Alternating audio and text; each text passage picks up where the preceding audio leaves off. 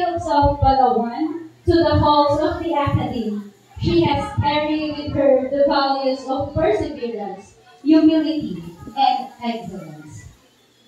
She is a proud alumna of Apatut Elementary School, where her educational journey began from 1977 to 1982. She continued her secondary education at San Nicolas Academy, graduating in 1987, and later pursued her passion for teaching by earning her Bachelor of Science in Elementary Education from the University of Baguio in 1997. Since 1999, she has been serving under the Department of Education, Baguio City Division, teaching grade 2 at Fort Del Pilar Elementary School. Her 25 years in the teaching profession have been marked by passion and commitment, not only to academic excellence, but also to holistic child development. She currently holds the position of teacher team and takes on several key roles in her school. She is the guidance designate, the learners' rights program coordinator, and has undergone various trainings to support children with unique learning needs. Her contributions reflect her belief that every child deserves care, support, and the opportunity to succeed.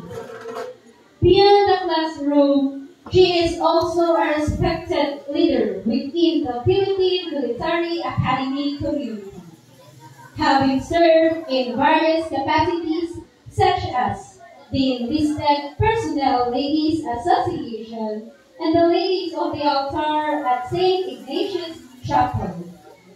She is the devoted wife of 2nd Lieutenant Christopher T. Ocampo, a retired officer of the Philippine Army, and a proud mother of 4 accomplished children, namely Patrolman Alvin O. Ocampo, Captain Andrew O. Ocampo, Dr. Abigail Mary O. Ocampo, and the youngest, Ma'am Alan May Priscel O. Ocampo, who is by God's grace is set to graduate this July with a degree in BS Psychology.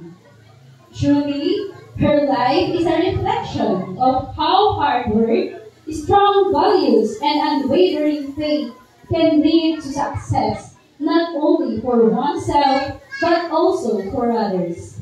She embodies what it means to be a role model, not just for today's graduates, but for all of us here. Ladies and gentlemen, it is with great pride and admiration that I now present to you our guest of honor and speaker, Ma'am Maribel Opeña Ocampo.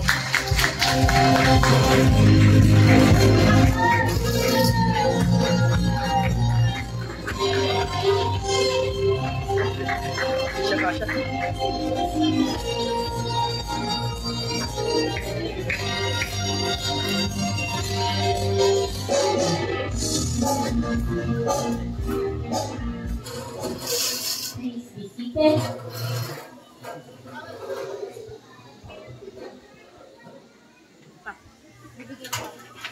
Thank you so much, Ma'am Ruby Jane Ortiz, for that kind introduction.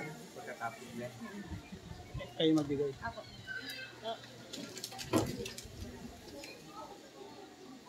To the teaching and non-teaching staff of Apatut Elementary School, headed by Dr. Pauline A. Orpiano, Ma'am. Ma'am Maria Ana Mabanes, Ma'am. Graduates, proud parents, my classmates around. Parang may nakita ko kanina.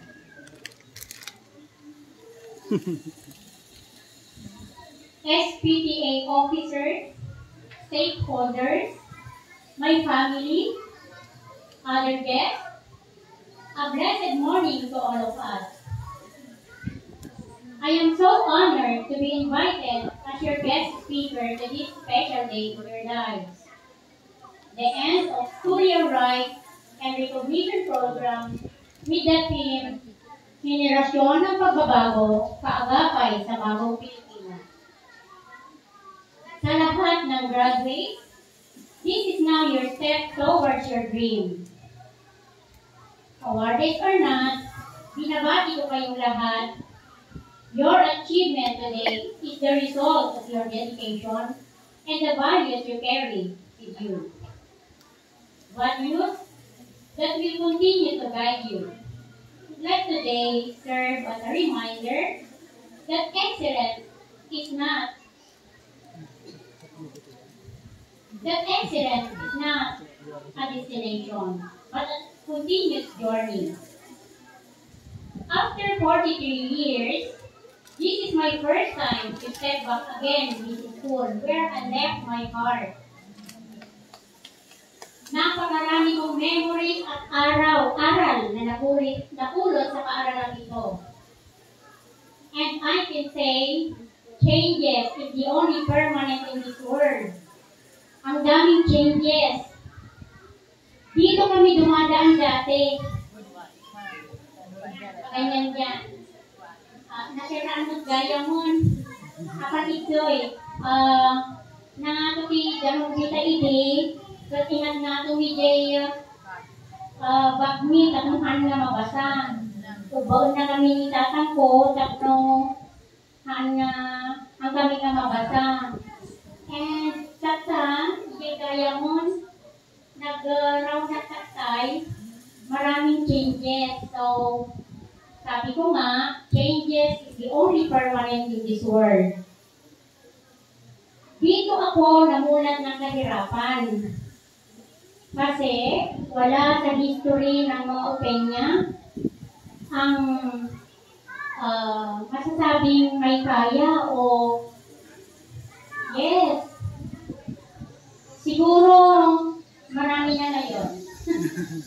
Pero sabi ko nga kanina, wala sa labi namin ang may nakapagtapos ng college o naging professional.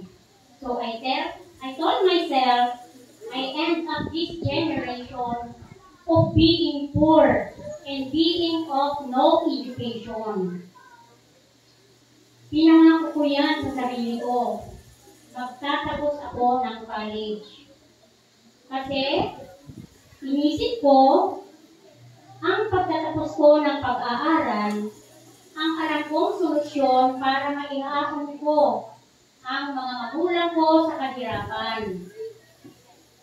Kanina nakita ko sa program, may mga nakalagay doon, future doctor, future police.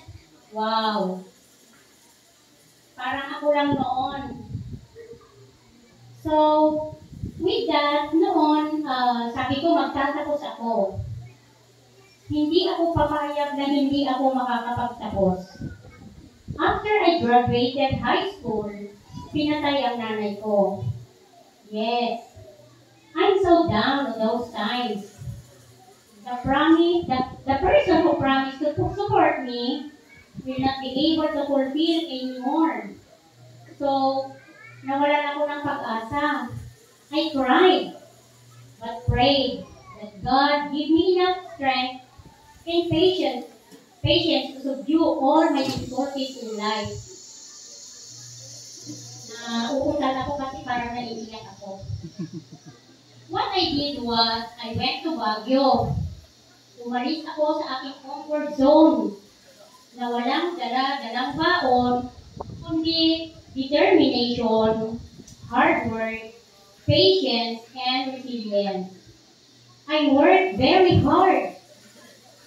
Walang, sabi ko nga, walang opinion na may kaya, so wala akong mahihingan ng tulong para ma-fulfill yung dreams ko. Nag-iipon ako ng 1 cent, tapos mag-i-enroll, minsan, madras, dahil wala na namang pambayad. So, kasambahay para malibre ang pagkain at tirahan. 3 cents na lang.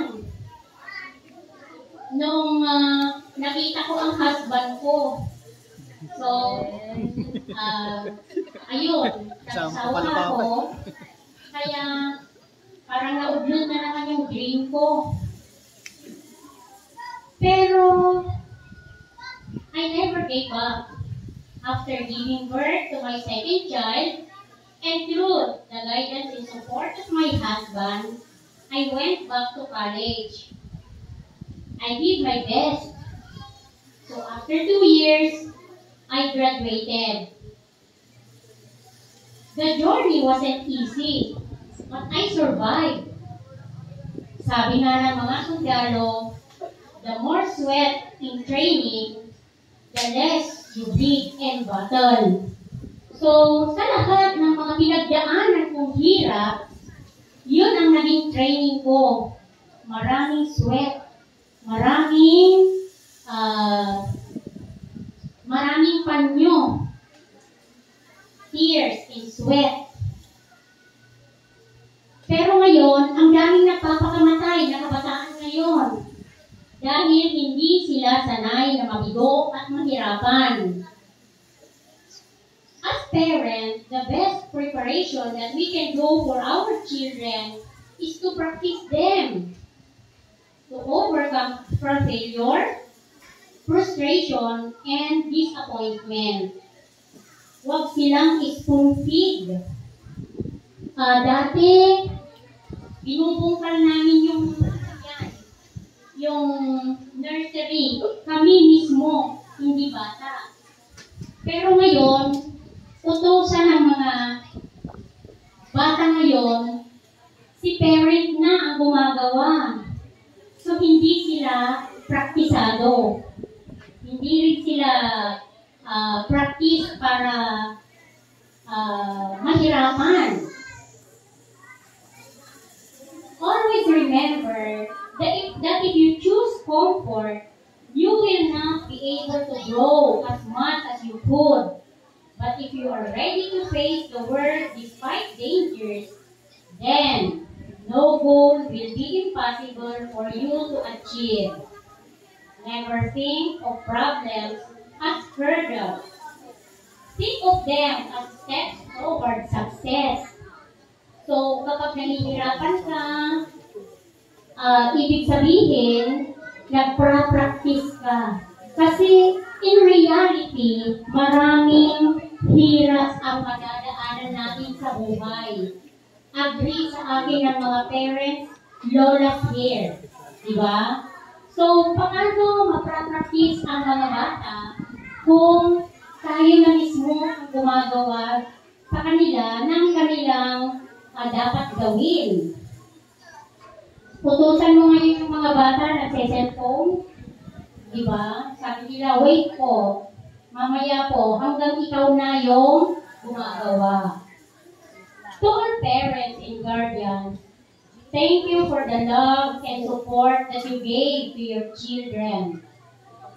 But discipline your child and they will give you peace. They will bring delight to your soul. If you tolerate your child's bad habits, that will make you a lazy parent. Pag inutusan, tapos may cellphone, so sa akin talaga binabawal ko noon yung cellphone. Pero ngayon, may sarili na silang may sarili na silang trabaho at saka buhay, kaya hindi na. I think naibigay ko na sa kanila ang discipline that they will need. So, alam na nila yun. Panggaling parents na sila. No sa akin talaga yung mga cellphone sa mga bata. Kasi, that will instill them para hindi sila mag-pay attention sa inyo. Hindi na sila hindi sila banding ninyong mag-anak, nawawala dahil sa cellphone. Kung inaakala natin na yung cellphone ay pagmamahal para sa kanila kaya natin binibilhan? Wrong yun. Yes, maniwala kayo. Graduates, don't get tired of learning. All your dreams and aspirations will come true in God's perfect time. So, kung may inakasam kayo at hindi binigay agad-agad, huwag mainip. Ibibigay yan in God's perfect time. Life is a journey. Keep pushing forward. Every effort counts. And success always finds those who stay committed. Disappointment, hardships, and failure are part of the success. Always remember your roots. Fly high, but don't forget to thank your wings.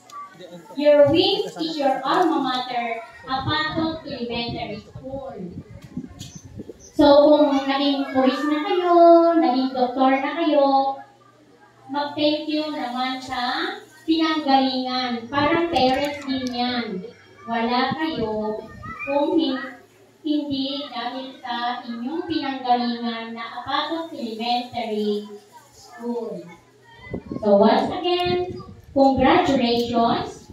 May we all continue to learn, grow, and inspire one another. Good luck, and thank you very much.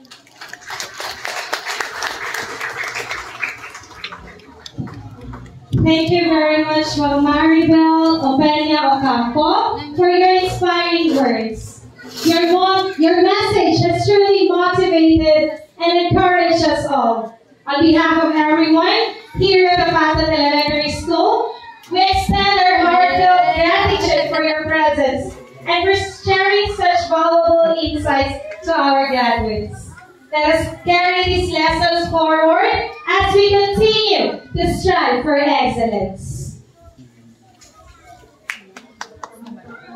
Before proceeding to the next part, may we acknowledge the presence of our SPTA